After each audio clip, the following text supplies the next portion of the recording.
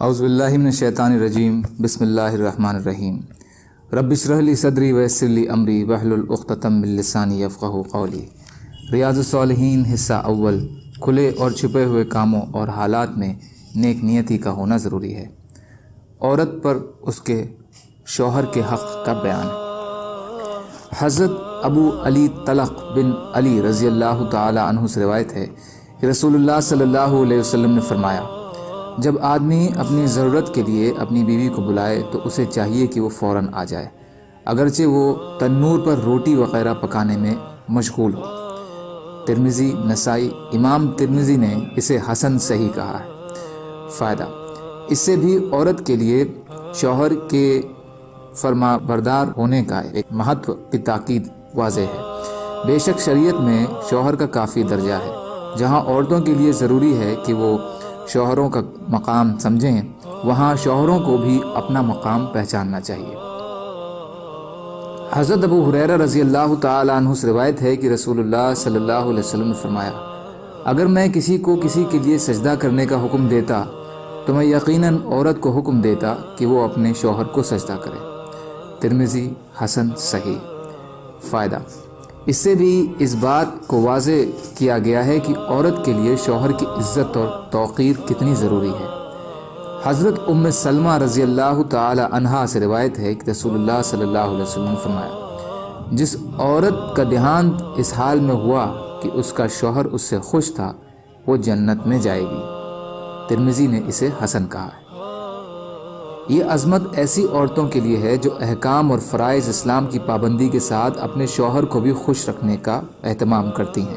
اللہ تعالیٰ ان کی چھوٹی غلطیاں معاف فرما کر ان کو شروع میں ہی جنت میں بھیج دیں گے۔ جہاں برے سوبھاؤ اور اکڑ قسم کی عورتیں ہیں، وہاں نیک مزاج اور خوش عورتیں بھی ہیں۔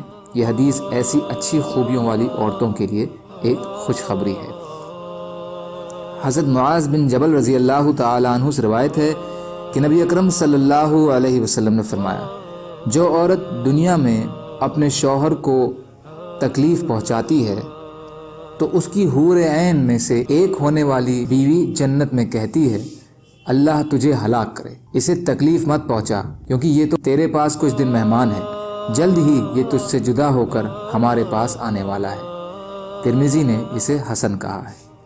فائدہ: جس طرح شریعت اسلامیہ نے مرد کو عورت کے ساتھ اچھا ویوہار کی تاکید کی ہے، اسی طرح عورت کو بھی ایسا رویہ اختیار کرنے سے روکا ہے جس سے شوہر کو تکلیف ہو۔ یہ تکلیف پہنچانے بدزبانی سے بھی ہو سکتی ہے اور دراچار اور بری عادتوں سے بھی، اور اس کی آمدنی سے بڑھ کر ناجائز مطالبات کی صورت میں بھی، جیسا کہ عام طور پر عورتوں ان تینوں ہی طریقے سے اپنے شوہروں کو تنگ کرتی ہیں اور ان کی پریشانی کا باعث بنتی ہیں۔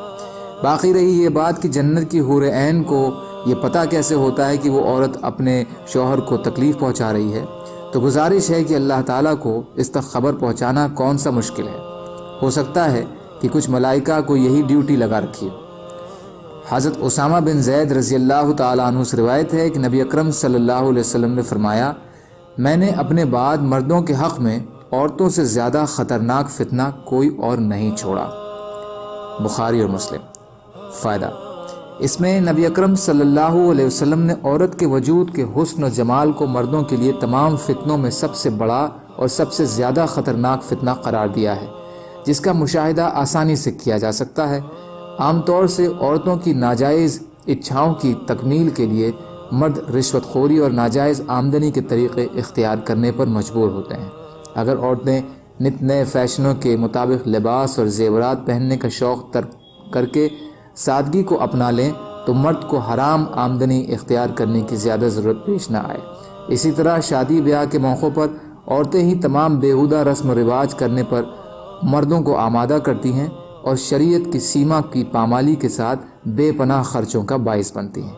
اگر عورتیں رسم و رواج اور دنیا کی بجائے شریعت کو اہمیت دیں تو شادیاں بھی راحت اور سکون کا کارن بن سکتی ہیں، جبکہ یہ آج کل ایک عذاب اور وبال جان بن چکی ہیں۔ اسی طرح زندگی کے اور کاموں میں بھی عورت کی حشر سامانیہ بڑھی ہوئی ہیں۔ اللہ تعالیٰ ان فتنوں سے محفوظ رکھے۔ سبحان اللہ و بحمدہ، سبحانک اللہم و بحمدک، اشہد ان لا الہ الا انت، استغفرک و اتوب الیک۔ سبحان ربک رب العزت عما یصفون وسلام علی المرسلین والحمد للہ رب العالمین برحمتک یا ارحم الراحمین لا الہ الا اللہ محمد رسول اللہ